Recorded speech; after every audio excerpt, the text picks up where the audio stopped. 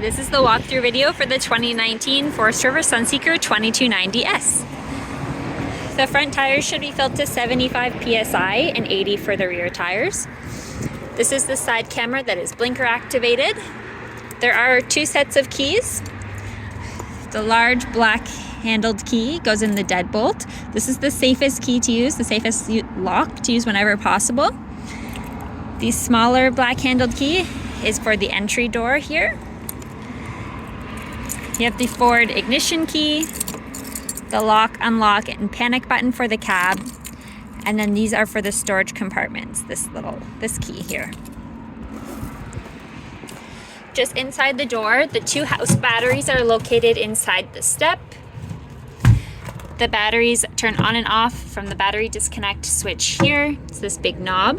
In the on position, it's able to use the batteries and charge them. The batteries charge when you're plugged into shore power, when the generator is running, and when the engine is running. These two light switches are for outside lights. You have the patio light and the awning strip lighting. The awning extend and retract. So you just press and hold the extend button until you see the aluminum tube roll on the end of the awning. The awning button does not operate if the key is in the ignition. The forward key is in the ignition. All right, I'm just gonna let go 1 second.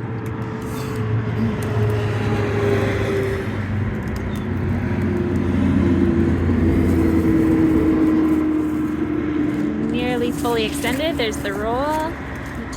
There we go. There is a sticker that says pull down to adjust pitch. So you can simply pull down on the arm of the awning to tilt it down for rain or sun, and then you can push it back up if you'd like to even out the awning. Otherwise it'll just adjust itself and it rolls back in. This is a motion light that runs on 12-volt power and a furnace duct. I'll come back around the outside and work my way back to the entry door again. Just the VIN there and the weight limits. If you'd like to plug in a solar panel, they use the Zamp brand. You have storage compartment here. You have outlets, a 12 volt and a cable out, coax out if you want to watch TV outside. The stove vent. This is the back end of the fridge, the back end of the furnace. This is where you fill water for your freshwater tank. So your water hose goes into here. It is best to use a cutoff hose that sticks down into this inlet, and you can check the water level from the control panel inside. This is the back end of the water heater. The gas tag will be inside here. It has instructions. Mainly you use the on-off switch inside on the control panel. So it runs on electric or propane or a combination of the two if both are available. This little peg is going to hold the door up.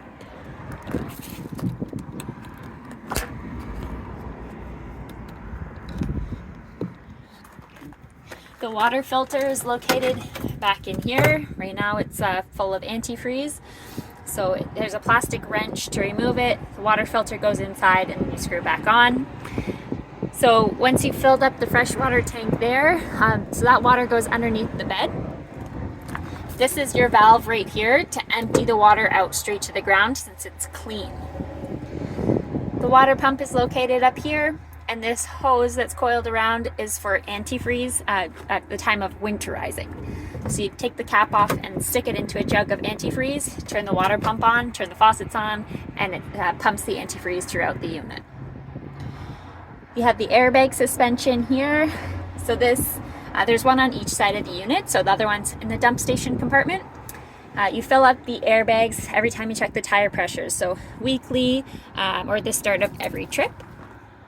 So the front tires are 75 psi, 80 in the rear. We set the airbag pressure to 80 psi as well. We find it's a bit of a stiffer ride. But if you're carrying something, when you're storing things, the stiffer is better. If you want a lighter, we recommend around 40 psi. They are about a 6-inch high bag, so they fill very quickly and they deplete very quickly when you test them with your tire pressure gauge. All right, so we are also looking here at the bottom of the holding tanks. So you have the gray tank and the black tank. We know that because this one has the rinse. When you rinse out the tank, which I'll show you on the other side, this is the water inlet to clean out the black tank. You also see a furnace duct here. So when the furnace is on, it's heating the tanks. It also has the 12-volt heating pads I'll talk about inside.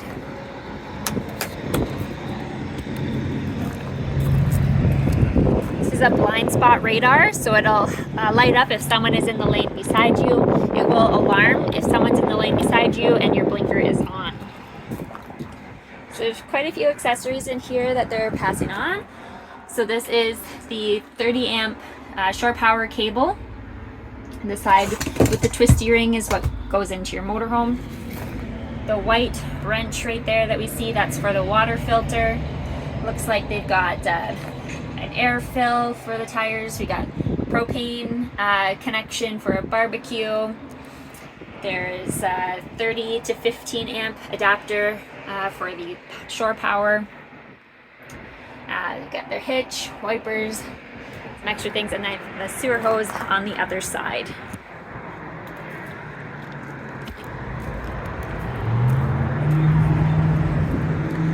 As for maintenance, this ladder is used to check the roof seals. So that's done twice a year for winterizing and dewinterizing. So make sure that you suggest that wherever you get it done. So just make sure that all the caulking is in good condition, hasn't dried out and cracked from the sun. For washing, it should be washed once a month with a pressure washer, or definitely at the end of your trip. There is a backup camera there. It's a nice wide angle. Got a spare tire mounted up underneath.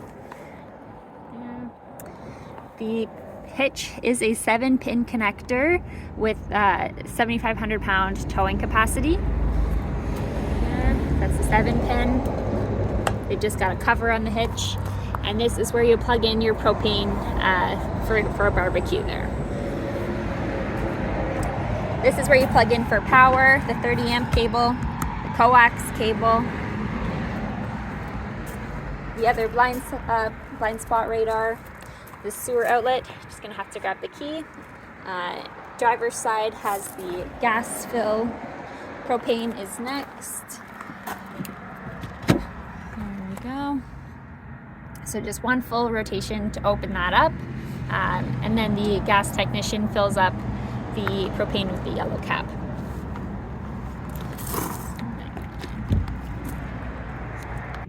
Alright, so in the water compartment, you have your black and gray pulls.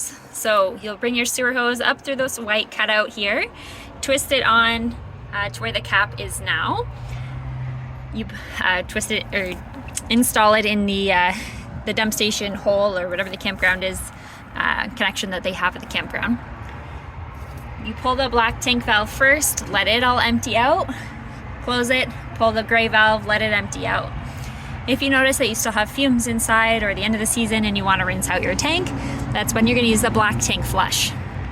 So while your sewer hose is still connected and your black tank valve is open, you turn on the water hose, connect it to this black tank flush here.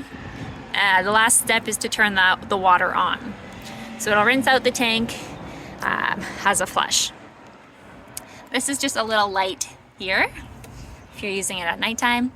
City water connection. This is the water that goes straight to the faucet. So you, when you're connected at the campsite, this is your water that you hook up for use. If you want to fill water in your freshwater tank, you use the water connection on the other side of the motorhome. City water, may as well say campground water. This is the other side of the airbag suspension, and there's a little black drain port here if there's water sitting in this compartment. There is a light there in the decal that on the control panel it says driver's side rear light, and that's just if you're using the dump station at nighttime. Okay, just a small compartment underneath the dinette there, and then the generator. So the generator needs to have fuel in the gas tank, so it has to be over a quarter tank. That way there's enough fuel to get to a gas station. The generator doesn't run you dry. And the battery also has to be on inside. Then you'll start it up. So you hold it on the stop prime side for up to 3 seconds. This little red light will turn on, and then you hold it down on the start side for up to 10 seconds. If it doesn't start up right away, you stop, give it a break, come back to it and try it again. It does have a start inside the motorhome as well, but if it's been a few months, it is best to come to the generator and do it directly. The yellow cap here is for oil changes. The first oil change at 50 hours, then 100 hours, and every 100 hours following. There's a little breaker switch down the bottom here. There's a little circle there. If the generator is running but not providing power, check that breaker. And it does have an exhaust sticking out there. Okay. Tire pressures are on this sticker here if you forget. This is a power seat with the adjustments. It does have a little button here with the battery symbol. That's the emergency start button. So if the engine battery has gone flat for whatever reason, you can use the house battery with the battery disconnect switch at the entry door to start up the engine battery. To do so, you want to check the battery level on the control panel just to make sure that the battery is full. If it's not, run the generator, and then you'll be able to push the button underneath the seat, turn the key over in the ignition, and the engine will start up in a minute. Headlights here, make sure you turn them off. That'll be your reason why your battery would die. This is the blind spot detection, so that'll light up if someone is in the lane beside you. Mirrors, so you turn it to the side and then adjust. This red switch is for heat, for heat only. So if the mirrors are icy in the winter, you want to turn that on. I'm going to come back around to the entry door now. All right, a little quieter without the wind here. So we have the dinette on the slide with the wardrobe. So we have all of the buttons up on the control panel above the entry door. You have your indicator panels. Propane is reading as 2/3, battery 2/3, fresh, empty, black and gray since it's still winterized at the moment. Your generator start switch from here. It's the same way as outside. Hold it for a few seconds until the red gen light turns on, and then hold start for about 10 seconds. All right, so I can start up the generator. We've got the battery disconnect on. So you see that red light there.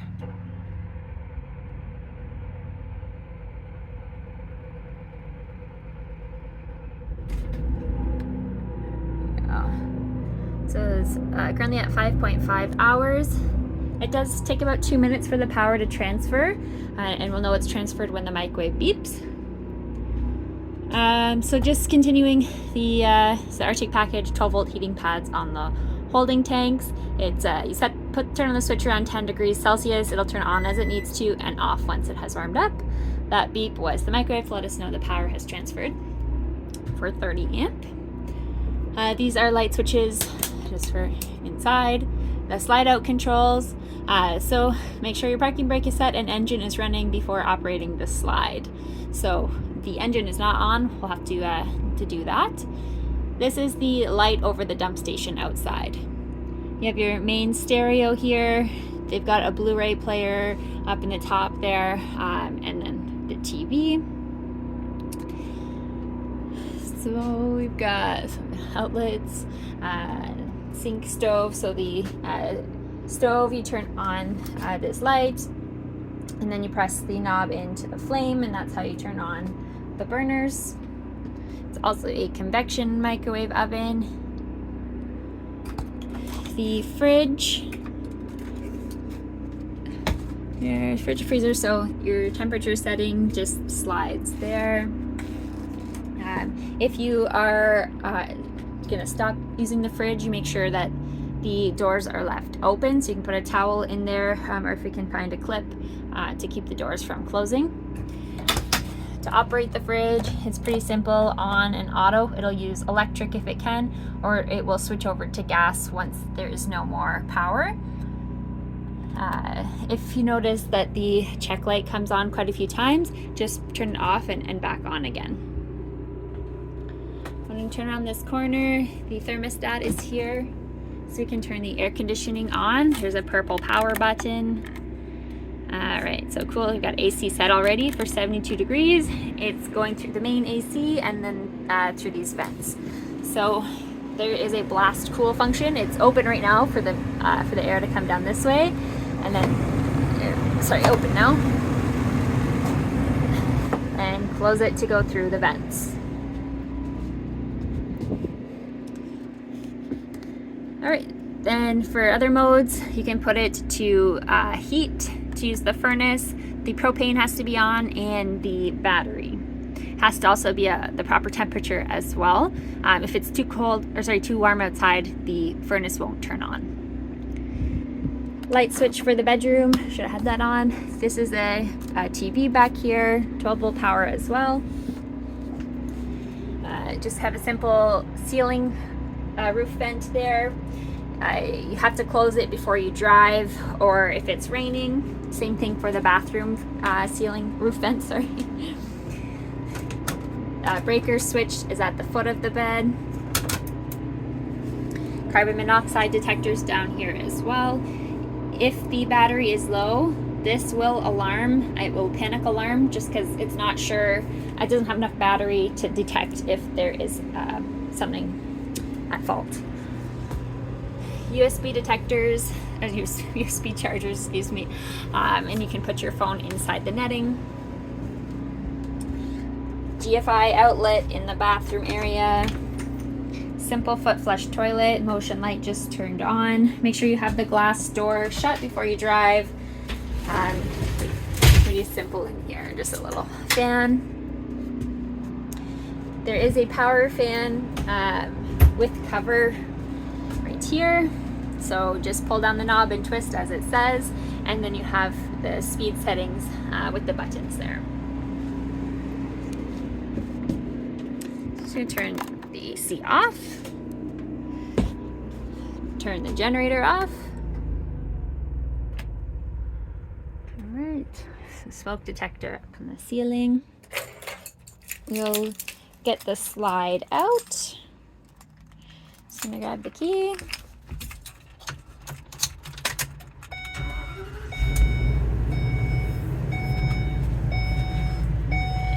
So the parking brake is on.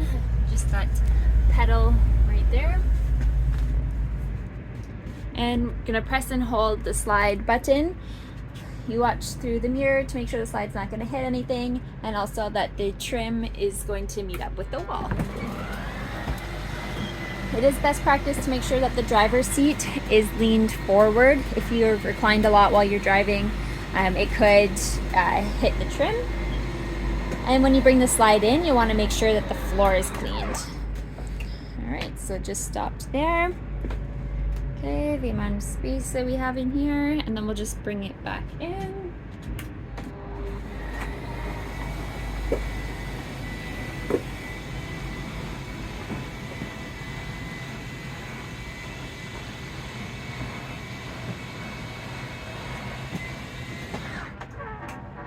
Just hear the seals moving. And I will just turn that off. The swivel seat is here, so to turn this seat around, you need to bring it out on an angle towards the living room. So you just kind of turn the yellow boot and then slide it back. So pull it out, slide. It's leaned back pretty far, so I think we need to tilt it forward. Just gonna use the handle here, excuse me. Sorry, that was pretty rough video there. Just give it a little push to spin it around, and that's what the little booster seat is for. So this is not to be used while the vehicle's in motion. Just looking down at the stereo system here, so home would take you to here, radio, USB, Bluetooth audio, phone, and backup camera. So radio, you can pick your station, press and hold to save it. USB, so you have a USB port here. Bluetooth audio, you can connect. So if you had like Sirius XM app on your phone, it'll play off of that. Your phone you can connect, and it's got a little microphone up in the pillar here. and the backup camera. So I should turn the key over. There we go. So once we have some engine power, that's the backup camera, the rear wall with the ladder, and the vehicle's parked behind. The side camera. All right, and then we see the awning because the awning is still open. You've got climate controls and a couple power inlets there. And that's about it. All right. I guess talking about the TV, the last little thing there that I could go over. The channels need to be scanned every time you go to a new location. So you'll go to menu, over to channel. Sorry, just go in the right source then if it doesn't work. Source, there we go. TV, channel. Then our source didn't stick. But it's channel and then auto scan and scan for channels. So that's both TVs every time you move to a new place. That's about it. If you have any questions about the Sunseeker, please just reach out and let us know.